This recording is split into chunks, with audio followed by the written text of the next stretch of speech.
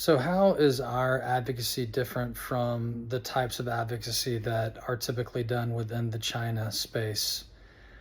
Well, we really try to steer clear of what can be called like name, shame, blame tactics, where really the whole goal is to make the Chinese government look as bad as we possibly can, and then try to assert some kind of movement in that fashion. We don't feel like that is the best approach at all. The way that we approach advocacy is we focus on particular people and their stories and everything that we do to advocate for them because they're the ones who need our help. We really want to do the best we can to understand their situation on the ground, whether that be talking to a family member if possible, or talking to someone who knows them well, or many people who may be aware of their situations. We really want to understand what is best for them.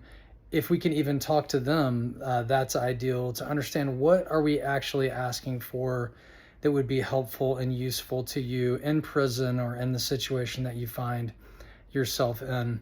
Beyond individual specific cases, we also are collecting stories and collecting data from the Chinese House Church. And so we have several people or groups of people, networks, churches that we're engaged with that provide us with up-to-date information so that we can literally walk into conversations in Washington and in other places around the world and say, here's exactly what the Chinese persecuted house church wants you to know about their situation and what they believe you could potentially do to help them.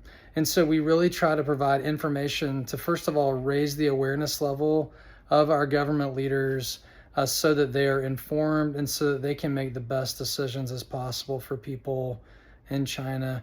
And so we really steer clear from name, shame, blame tactics. We don't tell big stories to try to get as much attention as we can.